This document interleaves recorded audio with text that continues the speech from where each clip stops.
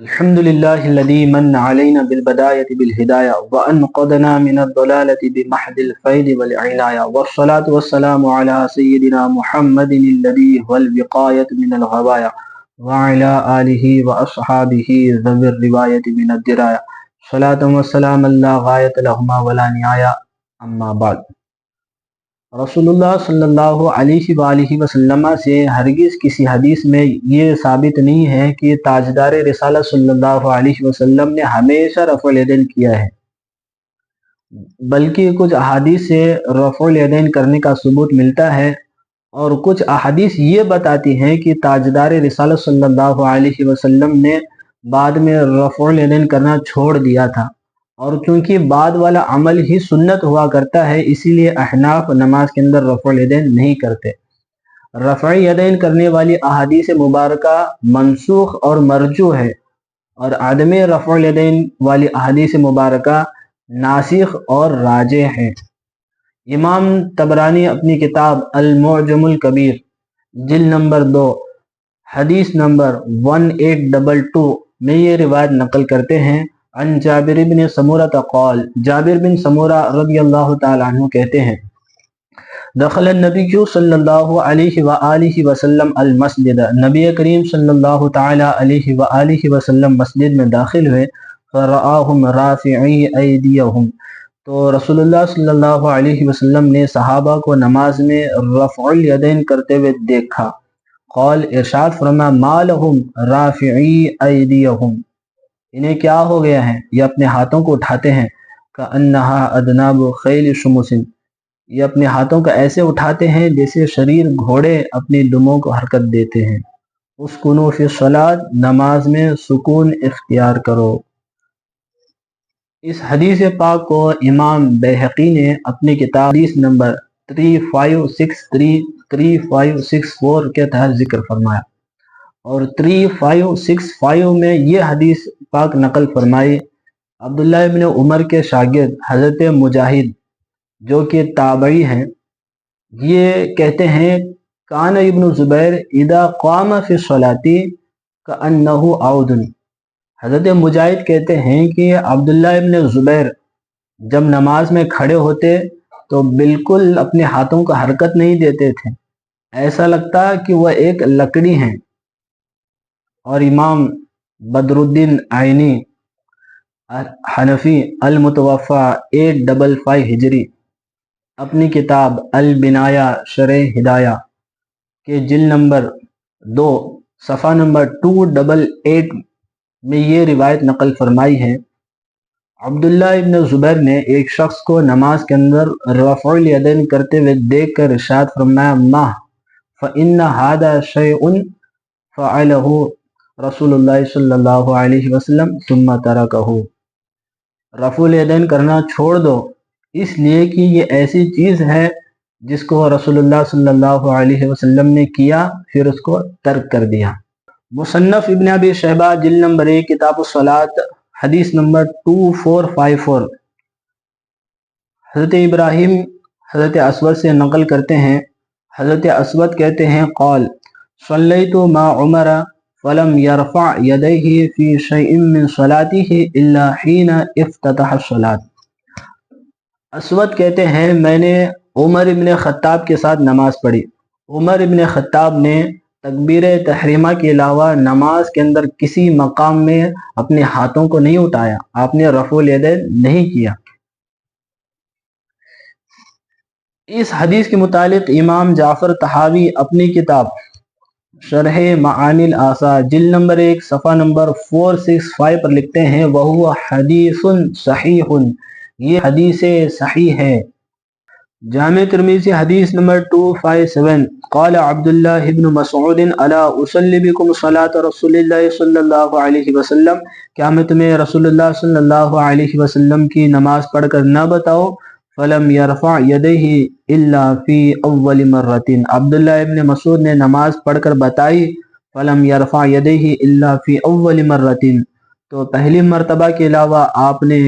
نماز میں کسی مقام پر اپنے ہاتھوں کو نہیں اٹھایا، یعنی شروع میں تکبیر تحریمہ کے وقت عبداللہ ابن مسعود نے ہاتھوں کو اٹھایا، اس کے علاوہ کسی مقام پر عبداللہ ابن مسعود نے اپنے ہاتھوں کو نہیں اٹھایا۔ امام ترمذی اس حدیث کو ذکر کرنے کے بعد کہتے ہیں حدیث ابن مسعود حدیث حسن، عبداللہ ابن مسعود کی حدیث حدیث حسن ہے۔ به یقول غیر واحد من اہل العلم من اصحاب النبی صلی اللہ علیہ وسلم والتابعین وهو قول سفیان الثوری واہل الکوفہ۔ امام ترمذی کہتے ہیں اسی کے قائل ہیں بہت سارے اہل علم صحابہ اور تابعین، یعنی بہت سارے اہل علم صحابہ اور تابعین رفع الیدین نہیں کرتے ہیں۔ اور یہ روایت بہت ساری کتب احادیث میں مروی ہے۔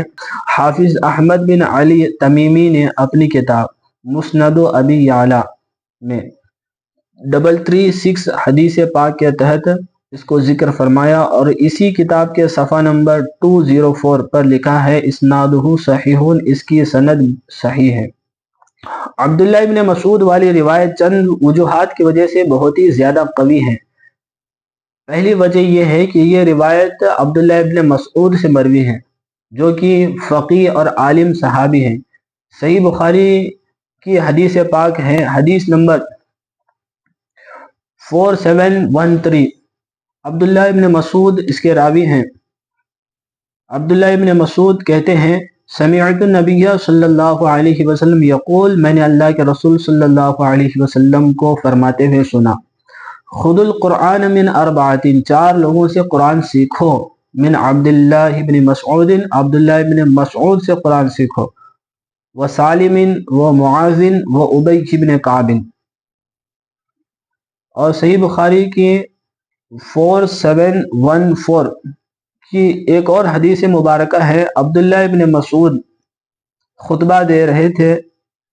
شقیق بن سلمہ کہتے ہیں کہ عبداللہ ابن مسعود نے دوران خطبہ ارشاد فرمایا، فقال واللہ لقد اخذت من فی رسول اللہ صلی اللہ علیہ وسلم بدعا و70 سورۃ۔ عبداللہ ابن مسعود کہتے ہیں اللہ کی قسم، میں نے رسول اللہ صلی اللہ علیہ وسلم کی زبان مبارک سے 70 سے زیادہ صورتیں سیکھی ہیں۔ آگے عبداللہ ابن مسعود کہتے ہیں واللہ لقد علم اصحاب النبی صلی اللہ علیہ وسلم انی من اعلمہم بکتاب اللہ۔ عبداللہ ابن مسعود کہتے ہیں اللہ کی قسم، رسول اللہ کے صحابہ جانتے ہیں کہ میں پورے صحابہ میں سب سے زیادہ کتاب اللہ کا علم رکھنے والا ہوں۔ صحیح بخاری کی ایک اور حدیث مبارکہ ہے 3551، عبد الرحمن بن یزید کہتے ہیں ہم نے حذیفہ بن یمان سے پوچھا ایسے شخص کے بارے میں جو نبی پاک صلی اللہ علیہ وآلہ وسلم کے طور و طریقے اور عادت کے زیادہ قریب ہو تاکہ ہم اسے علم سیکھیں، تو حذیفہ بن یمان نے ارشاد فرمایا ما عارف احدا اقرب سمتا وہدیا ودلا بالنبی صلی اللہ علیہ وسلم من ابن ام عبد۔ حذیفہ بن یمان کہتے ہیں کہ میں کسی کو نہیں جانتا جو نبی پاک صلی اللہ علیہ وسلم کے طور و طریقے اور عادت کے زیادہ قریب ہو مگر عبداللہ ابن مسعود۔ عبداللہ ابن مسعود کے علاوہ میں کسی کو نہیں جانتا۔ یہ عبداللہ ابن مسعود ہے۔ یہ روایت عبداللہ ابن مسعود سے مروی ہونے کی وجہ سے بہت ہی زیادہ قوی ہے۔ دوسری وجہ یہ ہے کہ عبداللہ ابن مسعود صحابہ کے سامنے رسول اللہ کی نماز پیش کر رہے ہیں، اور کسی صحابی نے انکار نہیں کیا کہ اے عبداللہ ابن مسعود آپ خلاف سنت نماز ہمیں سکھا رہے ہیں۔ صحابہ کرام کا عبداللہ ابن مسعود کی تائید کرنا اس بات پر قوی دلیل ہے کہ رفع الیدین منسوخ ہو چکا ہے۔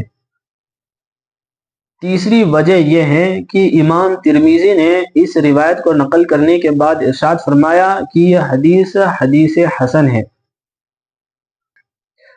چوتھی وجہ یہ ہے کہ امام ترمذی کہتے ہیں کہ اسی پر بہت سارے اہل علم صحابہ اور تابعین کا عمل ہے، یعنی بہت سارے اہل علم صحابہ اور تابعین نماز میں رفع الیدین نہیں کرتے ہیں۔ اور پانچویں وجہ یہ ہے